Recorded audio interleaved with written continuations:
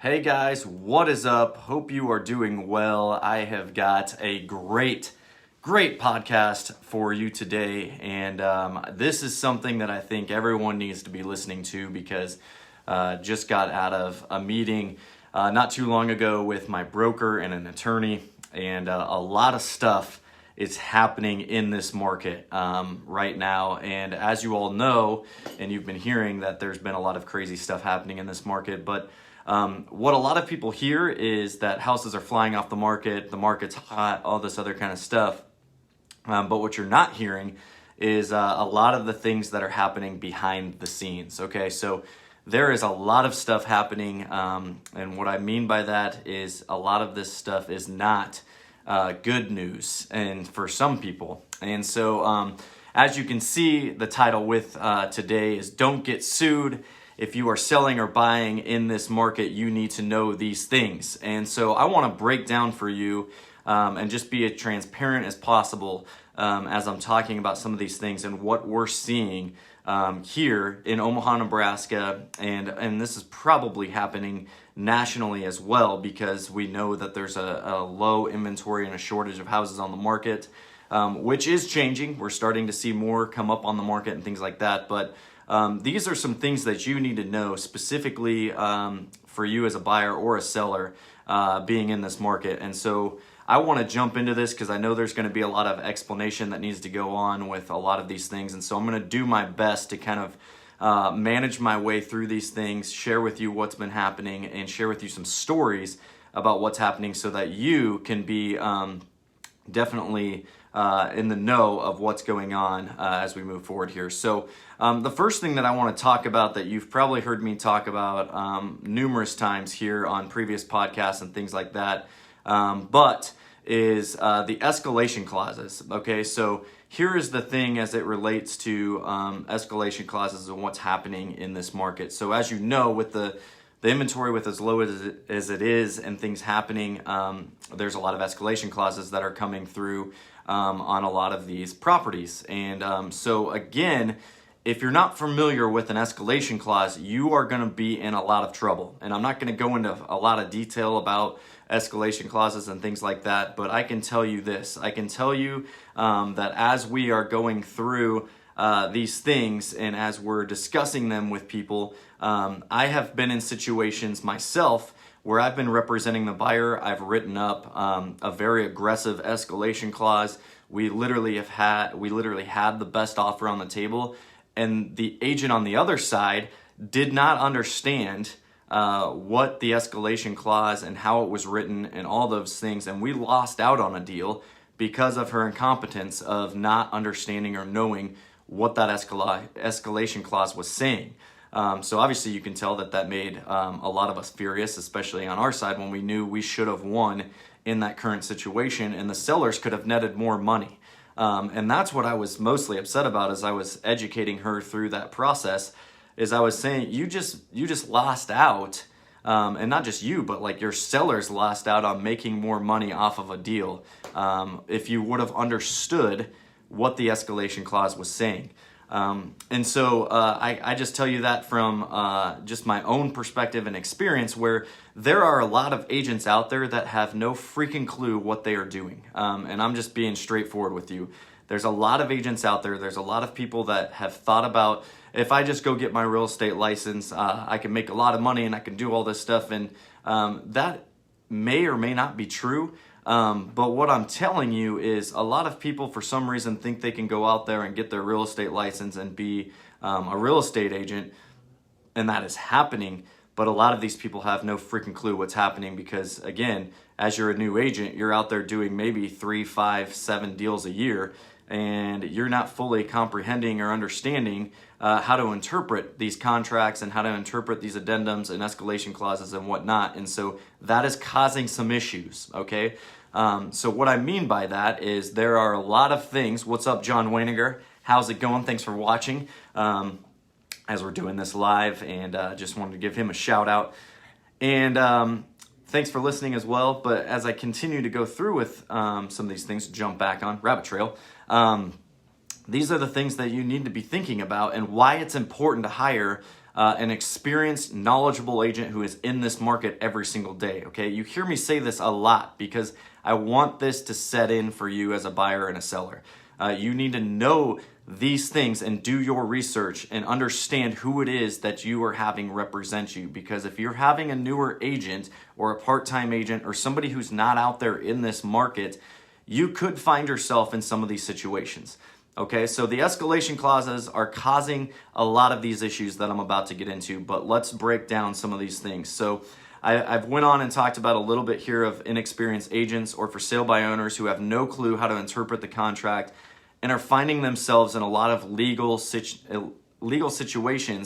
that are including financial situations, appraisal situations, inspection situations, to kind of break down some of those things. And so let me share with you some of these stories that are basically happening. So some of these things are happening where the contracts aren't even properly being written. So you have some people that are going out there and they're putting in the wrong information within the contract, which then as in turn, as you get into certain situations, as the contract unfolds and this process unfolds, you find yourself as a seller and then sometimes as a buyer in a very difficult financial situation as it deals with the lending side of things and different things like that.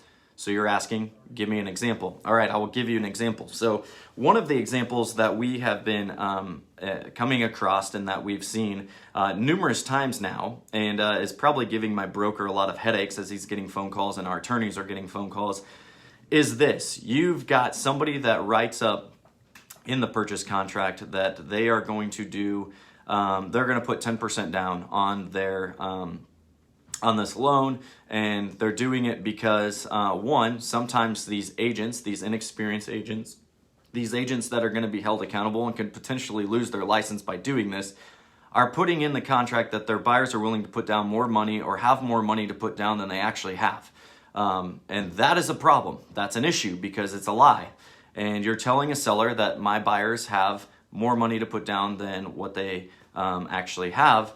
And so as you can tell, as this escalation clause then goes into effect, and then there's appraisal issues or there's other things that come up down the line, come to find out some of these buyers don't actually have the money that they need in order to close. And so they're finding these things out a week out in advance of closing, halfway through the transaction, different things like that. And so obviously you are in a situation now where this could have all been avoided if people would have done their due diligence at the very beginning. And again, goes back to having an experienced agent know what to write back in a counter in a contract and know what precautions to take as they're going through and navigating through some of these multiple offers with you as a seller. So again, you need to be aware of, yes, is it a hot market out there in some certain price ranges? Yes, it is. Is it multiple offer situations? Yes, in a lot of cases it is. But as you're getting into those multiple offer situations, that can cause a lot of headaches because you, as a for sale by owner or somebody who doesn't have a lot of experience, may not know how to interpret some of these things that are being written in the contract. And that can cause some issues, and some of those are financial. Another one is, like I was talking about, is the appraisal situations, right? So the appraisal situation can cause some problems as well, because if you're implementing into an escalation clause and you're going to pay a certain amount to pay the difference, or you're going to waive the difference, or whatever the case is, as we all know, this can cause some problems later on down the road. And what we are seeing, actually, to surprise a lot of people, is we're seeing a lot of sellers wanting to back out of contracts because the appraisal comes back and it's not the agreed upon purchase price that they had in the contract. So let me give you an example. We have situations where there are sometimes 20, 30, 35 offers on the table on a current house, and you have escalation clauses that are going $30,000, $40,000, $50,000 over the asking price. I know it sounds crazy, but it's happening. And you got all these sellers that are all excited because they're thinking that they're going to net this much money. When come to find out, it's obviously not going to appraise for that amount. Okay, so the seller gets all excited if they haven't had the right expectations set forward from their agent to begin with. now they get depressed and frustrated and angry and upset because what they thought they were getting for the house is now not what they're getting for the house, as it pertains to what was written in the contract in this example. And so now the seller's upset because, hey, we got an escalation clause of 50 grand over the asking price. It appraised for 25,000 over the asking price, and now we're losing out on an additional 25,000 in their mind because of the appraisal coming back below. And so the seller's saying, well, we want out. We want out. We want to throw it back up on the market because we think our house is worth more, and we're going to run the risk and take the chance of it appraising higher next time. Or they're saying, we just want out, we want to take our house off the market because we were expecting to net that and now we're not. Well, unfortunately, you can't do that. And so you are in a legal binding contract. And so I need to make that very clear for a lot of people understanding this, is when you write up on a house and you sign off on that as a buyer and as a seller, you're agreeing to the terms that are within that contract. You are in a legal binding contract. So either one of those parties can sue at some point the other and the agent potentially in some situations because of a breach in contract, right? And so there are many things that can go in that. I'm not going to get into all those details.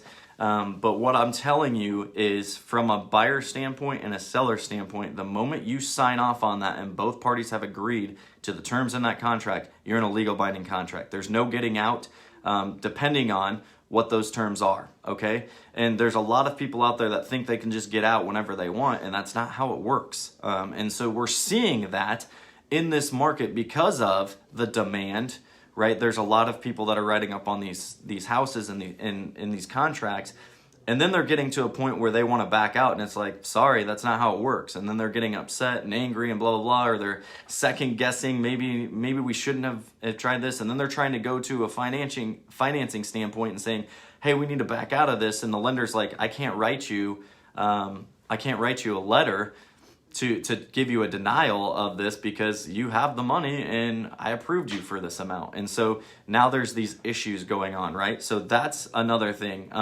Inspection situations, right? So like we're seeing a lot of things that come back, and most people know that there's very few cases where the inspection is getting asked for now because that's the first thing that gets waived. It's sad and it's unfortunate, but one of those things is the first thing that goes when you're in a multiple offer situation. Well, some people are writing, we're getting an inspection for informational purposes only. So what does that mean, right? Like, what does that mean that you're getting an inspection for informational purposes only? Well, the interpretation of that typically is you're going to have an inspection just for the peace of mind to know that there's not anything major happening, and you're not going to ask the seller to fix anything. Well, obviously what we see is you have a buyer that writes that in there, and that's the terms that we agreed upon, but then they come back to the seller and say, well, there's this issue that we want to get fixed, right? And so now you're in a situation where it's like, well, technically we're selling the house to you as is, and that information was for informational purposes only. That's not for you to be able to opt out of the contract. That was the agreement that we had signed off on, and you're causing this controversy now of people that want in or out, and because things aren't going to get fixed. Again, another legal issue, another thing that's happening. And so, like, I guess what I'm trying to say is there's a lot of things that are happening right now in this market that you guys and a lot of people don't see from that perspective until you actually get into those issues. But that is what's happening, and that's the danger of this market right now as well. If you have someone that doesn't know what is going on in this market and how to handle those situations as they come up in and throughout a transaction. And so again, I'm going to continue to plug this. You need to hire an experienced agent who knows what they're doing and knows how to handle these things and knows because they've experienced some of these things in the past. So what's the solution to these issues, right? Like, what's the solution then to all these things? Well, you've heard me say it numerous times: hire an experienced agent who understands the contract. Like, that's the biggest thing right now. Is there, like I said, a lot of agents out there who have no freaking clue how to interpret the contract. You know, they know how to write in specific things to the contract and to get it together, but like, they don't know what all the verbiage is throughout that contract. So I would challenge you, find somebody and ask somebody to walk you through that contract so that you fully understand it and so that you know that they fully understand it. Another thing, hire an agent that understands escalation clauses and how to interpret them properly, right? Like you need to know how this agent is going to handle the current situation that we are in. And in most cases, there's going to be multiple offers, right? If it's priced right and the home is ready to sell, there's a good chance you're going to be in a multiple offer situation. And in most cases, there's going to be escalation clauses. And so with that comes, how do these get interpreted properly, right? So you need to know, and you need to hire someone who knows and has experience with these escalation clauses, because otherwise they could end up being like my situation where that seller's agent was unable to net their seller more money because they didn't understand the escalation clause there. Here's another key one as it goes along with these multiple offers is hire an agent who has a positive reputation and does things with integrity and will honestly advise you on what is best for you. Okay, that's important because a lot of times now that's happening, if I'm being real with you, if I have 3 offers that are on the table that are pretty much the same offer, right? I am literally relying heavily on, and my sellers are relying heavily on me and my experience and my knowledge and my relationship with these other agents. And they're going to ask me, so what do you think? These are pretty much the 3. And if I have done deals with one of those agents and they've gone fairly smoothly, I'm going to say, hey, listen, I've done previous deals with this agent over here. I would recommend potentially maybe going with this one because I know that we're going to be in a pretty smooth transaction because they've been great to work with. As opposed to someone that I have no clue who it is, maybe someone that's been a rough transaction in the past. I've told my agents this on my team, and I've told students that I've coached before, is never burn bridges with other agents. Why? Here's a main reason why. If you're in a multiple offer situation and you have a great relationship with that other agent, it is very important, and it can be used as leverage for you as hiring someone that has experience and that has knowledge, but also has a great reputation with other agents that are within that city and that community, because that may be the reason why they choose to go with your offer. Okay, so that's another thing to think about as you're doing that. What's another thing? Hire an agent who knows what is happening in the market on a daily basis. Do your research. Okay, do your research. Know how many properties that agent has sold in the last year. Do not hire someone who is new or part-time. It is not worth it in this market right now. And let me be specific on that. Specifically, if you're someone who thinks that you're going to save yourself a little bit on commission when you're hiring an agent who's willing to go at 3.5% or 4% as opposed to 6%, which is the typical commission. You may think that saving that additional 2% or 1.5% is a lot of money for you, but let me tell you this. If you put yourself in a situation where you're potentially being sued because you hired an agent who was willing to go lower because they were desperate and because they needed to get a sale and needed to get something done, that they don't know what's happening or going on in this market or how to interpret different things, like, you're going to find yourself wishing that you would have went with a more experienced agent and you would have been willing to pay the additional, because another thing is, statistically, if you look at it, it's a fact. If you look at it, those that have hired an agent who is reputable and who is a top producing agent and who charges 6% is going to net you more money in the long run. I'm going to give you an example. Most of you know this already, but if you are in a neighborhood and you look and see what has sold in your neighborhood, here's something to think about, okay? If there's a house that sold for, I'm just going to use rough numbers, okay? If there's a house that sold for $200,000 in your neighborhood, and then there's a house that sold for $250,000 in your neighborhood, that's a $50,000 increase, right? Or difference, right? Between the two. You've got, here's the lowest price house in your neighborhood that sold for $200,000. Here's the highest price that sold in your neighborhood for $250,000. Who do you think's a better agent? Now, again, I know there's things that you can take into consideration here, right? You can take in, You can take in the condition of the property and certain things like that, which I think is important. This is not what I'm trying to say in this example. What I'm trying to say in this example is that there's probably an agent over here on the left, statistically, that shows us that if they're going at a lower commission, they don't have as much experience, they don't have as much knowledge, they don't know how to market your property, they don't have the connections and the networks that this other agent over here that charges 6% does. What do you think's happened in that situation? You get what you pay for. So you made $200,000, $220,000 on your house when you could have made $250,000 on your house over here, because you have someone who knows how to market your property properly, and they know how to get you the most money in the shortest amount of time, and they know how to do it because they've had experience, right? They've sold numerous houses in the previous last year. They know what they're doing.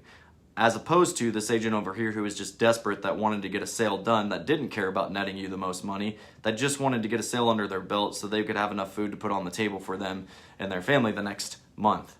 There's a difference there, okay? That's the reality. That's the truth. It happens all the time. And if you guys don't believe me, that's fine, but we see it on a daily basis. We see it as we go into listing appointments and have conversations with people, and we show them a list and say, you know, when we're asked the question, hey, will you drop your commission down to 5%? This agent over here did it. And I'm like, how many houses did that agent sell last year? Well, we don't know. Well, great. I can tell you how much they sold. I can look it up right here and I can show you. And in some cases, it's been 5. In some cases, it's been 6. And I'm like, so this person sold 5 houses last year. We sold 115 houses last year. Who do you think has a better understanding of how to market your property? Again, it's just being real. It's just being honest. It's not to toot our own horns. It's not to do any of this stuff. It's not to be prideful. It's not to be any of those things. It's to just present the facts, and it's present reality and the truth that, again, there are agents out there that probably shouldn't be in this business. There are agents out there that don't know what they're doing. There are agents out there that are getting sued on a daily basis because they're doing things that are illegal, or they're doing things that are putting their clients in bad situations because they didn't know what they were doing. So it's important for you. That's why I'm doing this for you, is to educate you on some of those things. Okay, my last thing here, if selling commission is not what you should be, selling commission is not what you should be concerned about. A good agent will not only net you back what you will pay in commission, but what you will put your mind at ease when dealing with all the things taking place, like I mentioned here previously in this podcast. Okay, what you need to be concerned about is not what you're going to be paying out on a commission if you're a seller. What you need to be concerned about is not getting sued in these crazy times and having the right agent that's going to protect you through that transaction. That's what you need to be concerned about. And as I've been thinking about this, I know that this has been a conversation that we have daily, and it's a conversation that we have with a lot of people, and I just don't think the information and the education is getting out there, because there's a lot of agents that don't want to be transparent, that don't want to be real, that don't want to be truthful in how it relates to some of these things. But this is the reality. This is the truth. This is what's happening in our market right now. And a lot of people think that they can not use an agent, specifically some of those who are thinking for sale by owner, by saving some money on commission. And when you lay out the numbers and you look at the facts and statistically see that those have used an agent net more money than those that don't and sell for sale by owner, it's one of those things where I'm like, you guys, anybody, I'll be the first one to tell you, anybody can sell a house. Anybody can. But what you're hiring an agent for is not to sell your house. You're hiring an agent to do a lot of the things that it takes to put that deal together and walk you through and educate you through the rest of that transaction and process through that, right? And has the knowledge to be able to net you the most amount of money possible on top of doing those things, right? But that's why you hire someone, because you trust them, you respect them, you know that they have knowledge, and you know what's best for you in that situation is to hire that person because they're in it on a daily basis. Okay, those are the reasons why, like, you hire an agent. You know, all those other things that I listed above and all these different things that are happening, like, those are all things that are good for you to have an agent to represent you and be looking out for your best interests.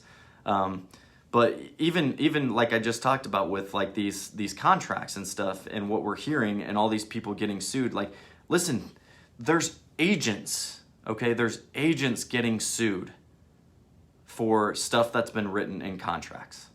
Like, that should scare you as someone who is a for sale by owner who's not being represented by anybody, that there's people getting sued because of the misunderstanding of things not happening, or things being lied about, or things being signed off on that shouldn't have been signed off on, and things like that. Like, those are people that are licensed, right, that are getting sued, that should know, and that do know probably some of these things. But again, makes me wonder, like, why anybody would ever want to not be represented.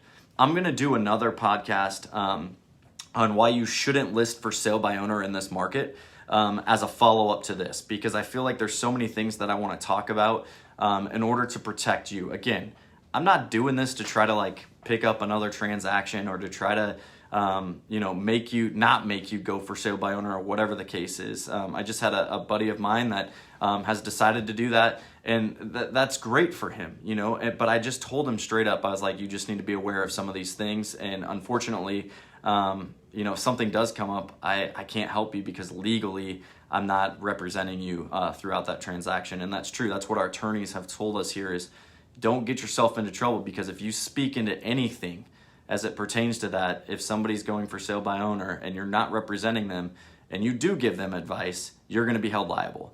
And so unfortunately, like, we can't do that as agents. But what I can do is educate you and inform you on some of the things to be looking out for, like today's episode. And that, I hope, helps you, because again, I'm trying to do my best to look out for all of you guys, and to give you information and education on what you need to know as it relates to the current market and what is happening right now, okay? And so that is why I want to do a follow-up podcast of why you shouldn't list for sale by owner in this market, as a follow-up to this one, because I think on top of you potentially being able to get sued, there are a lot of other things that you need to think about as well. And again, this episode today wasn't just for, the for sale by owner, but it was also for those that are using buyer's agents and seller's agents, but could end up being in a difficult situation because they're using an inexperienced agent, or they're using someone that doesn't know what they're doing. And unfortunately, that is the reality, and my heart is saddened by that. And it's frustrating, if I'm being honest, being an agent that feels like I'm experienced and knowledgeable and know what I'm doing. And when I'm having to educate another agent in the middle of a transaction, how to interpret an escalation clause, or how to interpret something in the contract, or advising them to go talk to their broker because we may have an issue now because they don't understand something fully, is frustrating, because it's things that get in the way of making a deal that should be easy and smooth, and a transition that should be a fun one turn into something that is almost what's the word I'm looking for? Like, I want to say not fun, but like it's almost just a huge disappointment, as you're going through that, because you're like, how in the world is this person an agent? Like, I have said that to myself many times, unfortunately, and I get off the phone with that person or whatever, and I'm like, this person has had no education, and a lot of times it's people that have been in the business a long time, if I'm being real. Like, there's a lot of times, like in this situation with the escalation clause that I shared earlier in the story, like, she was an agent that's been in the business a long time, and she didn't understand an escalation clause. And I just remember like getting off the phone and thinking to myself, how in the world is this agent like doing other deals when she doesn't know how to interpret it in this market? Because that's something that's happening all the time now. Like 2 years ago, escalation clauses weren't even thought about, or were very rarely being used. Now they're being used all the time. And so it's just like, I don't understand how you don't know how to interpret those things and how to present those correctly to your sellers. Like, that just doesn't make any sense. And it's frustrating. But with that, I think we can all say that we have those people in all of our jobs and all of our professions, right? So like, there's always people that just don't take the time to educate themselves, don't take the time to inform themselves, don't want to do that, have no motivation to do that, right? They just continue to go on through life without wanting to grow or wanting to better themselves in their understanding or knowledge, or help educate those that they're working with, right? Like, there's just, unfortunately, some of those people. I'm not one of those people. I want to know what's happening on a daily basis. I want to know what's happening in our industry, and that's super important. But I think sometimes, there's just obviously people that get involved that are in it for the wrong reasons. And unfortunately, hopefully, you will see who those people are, right? But some people don't, and they don't know until they actually get into the situation, and then they find themselves sitting in the courtroom, unfortunately, going through a situation that they never thought they would be in, all because they didn't do the research in order to find the best agent for them, and who was an experienced agent that could walk them through that and has resources to attorneys and different things like that if there are things that arise. And so again, I do this podcast to unfortunately encourage, well, I shouldn't say unfortunately, but to encourage you to know that these are some of the things happening on the back end. These are some of the things that are unfortunately happening in our market that shouldn't be, but they are. And so we need to be upfront and honest about it. But we also need you to know that there are experienced agents and that do know how to write the proper contract and do know how to counter and write the correct things and addendums and counters to protect you as the client. And so whether you are a buyer or seller, it's important to know that, especially in this market and especially with the things that are happening right now in this current market. So with that being said, hopefully that has been helpful, and I hope you guys are looking forward to the follow-up to this one, because there's going to be a lot of things in that one too that we've had a lot of discussion with a lot of people, to be quite frank, and a lot of that has dealt with working with for sale by owners and having those conversations with friends, family, whoever that are thinking about going for sale by owner. And I'll share with you the questions that I think you should be asking if that is you, and what you're thinking about, and why I think it would be important to hire an agent as far as trying to do it yourselves. But again, at the end of the day, that's your decision. But I feel like it's my obligation to inform you so that you can make an educated decision as you move forward with that. So thanks guys for listening today. Hope you have a great one. We'll talk to you soon.